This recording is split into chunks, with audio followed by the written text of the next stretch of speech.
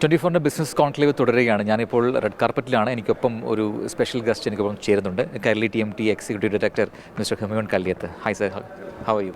I am good, thank you. 24 ആദ്യമായിട്ടാണ് ഇങ്ങനെയൊരു business conclave ഈ രീതിയിൽ കണ്ടക്ട് ചെയ്യുന്നത്. കുറേ ഡിഫറെൻറ്റ് ഐഡിയാസുള്ള സംരംഭകർ വരുന്നു, അവരുടെ ആശയങ്ങൾ പറയുന്നു, അവരുടെ ബിസിനസ്സെക്കുറിച്ച് പറയുന്നു. ഇതൊരു സ്റ്റാർട്ടാണ്. നമ്മൾ ഇത്തരം കോൺക്ലേവുകൾ ഇനി വീണ്ടും സംഘടിപ്പിക്കാനാണ് ഉദ്ദേശിക്കുന്നത്. എന്ത് തോന്നുന്നു ഇങ്ങനൊരു മൂവിനെ കുറിച്ച്? തീർച്ചയായിട്ടും ഇത്തരത്തിലുള്ള ബിസിനസ് കോൺക്ലേവുകൾ ഇനി വരുന്ന അപ്കമിങ് ഓൺട്രപ്രണേഴ്സിനെയും ഇൻഡസ്ട്രിയലിസ്റ്റിനാണെങ്കിലും ശരി, കച്ചവടത്തിലേക്ക് വരുന്ന പുതിയ തലമുറയാണെങ്കിലും ശരി, അത് ഭയങ്കരമായിട്ട് ഹെൽപ്പ് ചെയ്യുന്ന ഒരു സംഗതിയാണ്. അതുപോലെ തന്നെ ഇന്നത്തെ ഈ panel discussion actually it was really interesting. IPO-നെ കുറിച്ചിട്ട് പറഞ്ഞു. ഒരുപാട് IPOs ഇപ്പം നമ്മുടെ നാട്ടിൽ വളർന്നു വരുന്നുണ്ട്.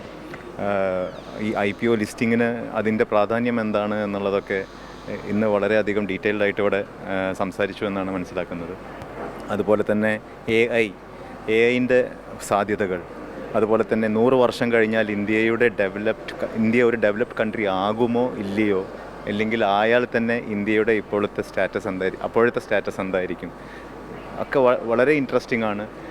വരുന്ന തലമുറയ്ക്ക് അത് തീർച്ചയായിട്ടും യൂസ്ഫുള്ളായിരിക്കും. ഇനിയും നിങ്ങൾ ഇത്തരത്തിലുള്ള ബിസിനസ് കോൺക്ലേവുകൾ ഇടയ്ക്കിടയ്ക്ക് നടത്തണം എന്നാണ് എൻ്റെ അഭിപ്രായം. ബാക്ക് ടു കൈരളി TMT, ഇപ്പോൾ എന്താണ് പറയുക, പെട്ടെന്ന് തന്നെ നമ്മുടെ മാർക്കറ്റിലേക്ക് പെനിട്രേറ്റ് ചെയ്യാൻ പറ്റിയൊരു കമ്പനി കൂടിയാണ്. വളരെ പെട്ടെന്ന് തന്നെ ഒരു സക്സസ് റേറ്റിലേക്ക് വന്നു. എനിവേ 2024-ന്റെ സ്റ്റാർട്ടിലാണ് നമ്മളുള്ളത്. എന്താണ് ഈ ഒരു അപ്കമിങ് പ്രോജക്ട്സ്, എന്താണ് ഒരു പുതിയ ഇയറിനെ അല്ലെങ്കിൽ പുതിയ വെഞ്ചേഴ്സിനെ ഒക്കെ എങ്ങനെയാണ് കാണുന്നത്?